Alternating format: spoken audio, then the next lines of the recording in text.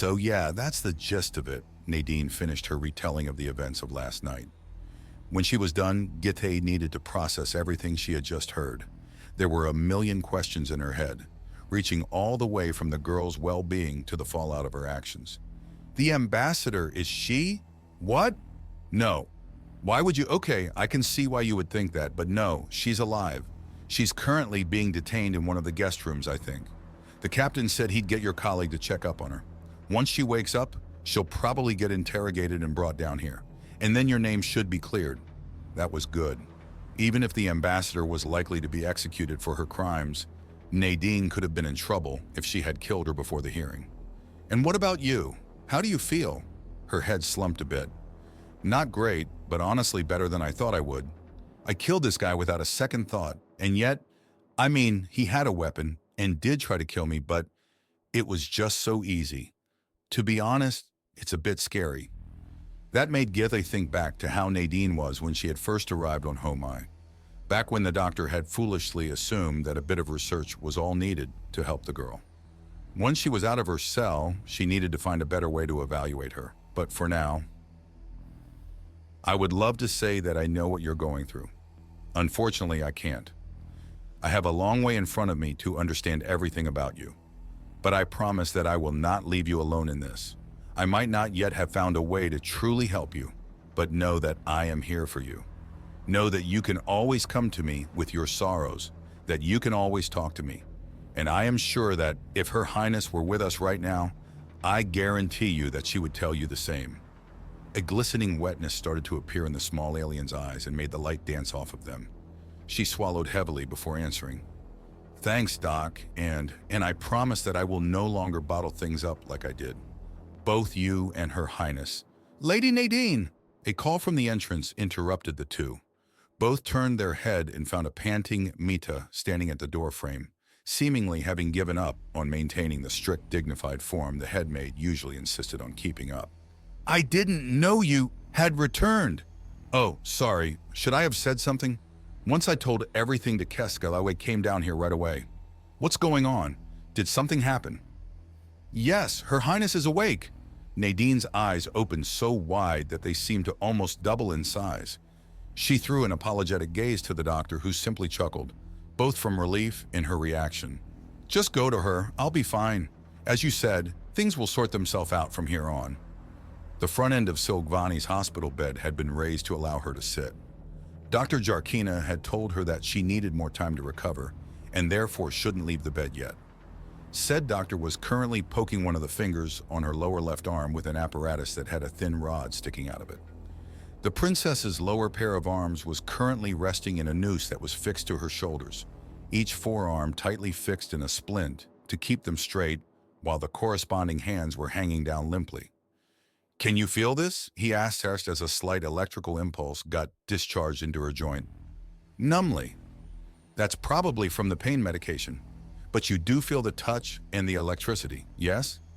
I do. Slight prickle. Can you move the finger? No. He then tapped the stick against a finger on her other hand. What about this one? Same. Dull feeling, but I can't move it. Next was her left wrist. The same here as well? Yes. He nodded and put the apparatus away. As I feared, complete fracture. The wound was closed and splinted well. But you'll have to learn to live with two arms for the foreseeable future. Until your next melt molding, do not, under any circumstance, attempt to use your lower arms.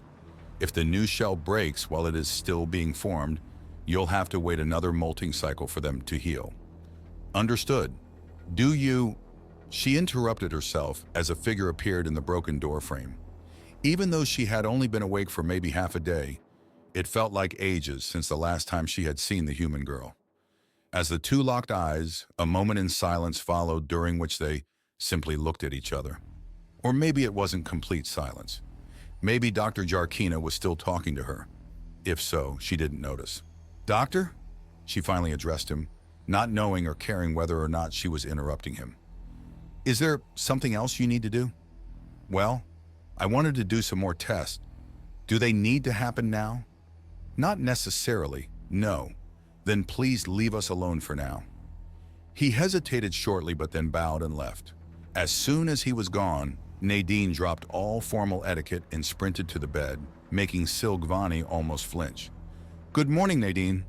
Is it morning already?" "It is," she answered with a smile. You are. It is. How are feeling?" "Well, I'm alive, thanks to you, as I heard." "Me and Doc. For sure. Mhita told me that Gitayi is in a bit of a predicament right now." The small alien shook her head. "Don't worry, it's about to be sorted out." "Oh, that sounds like you have a story to tell."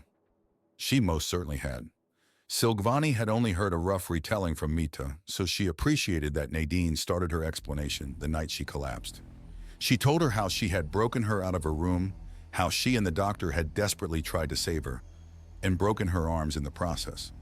She talked about the staged suicide, the failed attempt on Nadine's life, and finally the chase through the city. "That is definitely enough to bring her to justice," Silgvani commented once Nadine was done. "But not the end of it," the small alien reminded her. "Someone brought that poisoned drink to me, or poisoned the fruits. Someone used Doc's license. She can't have done all of that on her own." I doubt that she would cover for her accomplices now her deeds have been revealed. "But you are right, we will have to conduct a thorough weeding." She leaned back in her bed. "But others will do that. You have done more than enough. If you want, I can try to mask the incident and silence those who saw." "No, I am done hiding. I appreciate that you kept my existence a secret for my sake, but this can't go on forever. I chose to take on an active role, and I stand by that." "Very well," Silvani chuckled. "To be honest, I am glad you chose so, because otherwise I couldn't have given you more than a mere thank you." Nadine blinked a few times.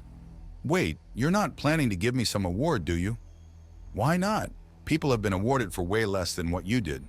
"But I won't have to hold a speech, right? I'm not good at speaking in front of many people." With this, Silgvani became unable to contain her laughter. Laughing hurt a bit, but she couldn't help it. "That's what you are concerned about? Well, I guess that can be arranged. But you won't get around meeting my parents, so better prepare for that." "Oh yeah," she retorted with a grin. "Then you better also prepare to meet my father once we—" Her gaze fell as her voice died mid-sentence. "Nadine." "No, it's fine." Silvani took a deep breath. "They are out there," she finally assured Nadine. "Somewhere. I'm sure of it. Think about how resilient you are, then imagine what an entire ship of your kind can do. Who knows, maybe they already met another member of the Alliance." Word travels slowly beyond the hyperlanes. "When this ordeal is over, I will send word to all members, I promise." The words hung in the air for a while, but in the end, Nadine seemed to reignite her determination. "Your Highness..." "Sil." "I'm sorry, what?" "That's what my family calls me in private," Silgvani explained, slightly sheepish. "And sometimes not just in private." "But I'm not your family. I couldn't..." "Not? And here I remembered you saying that I'm like a big sister to you, despite being not even half your age. That was just... I was... Don't you want us to be like sisters anymore?" She knew she was teasing, but she couldn't help it when she saw the alien's face turning a deep red. "Oh, of course, but are you sure that this is okay? I mean, you're a princess, and I'm just someone. You may have been when we met, but not anymore, not to me. And that's ignoring the fact that you saved my life, after being the reason it was in danger in the first place, and then saved it again. You were the one who allowed me to carry on. Saving you 1,000 times could not compensate for all the things you did for me. You also averted what could have escalated into the biggest disaster of our world since the Alliance War. Okay, now you are just making shit up. You underestimate political chain reactions." For a moment, both just looked at each other equally defiantly, but in the end, they shared a heartfelt laughter.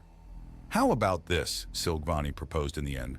"We stop trying to calculate each other's owes, debts, and favors, and just say that sisters look out for each other."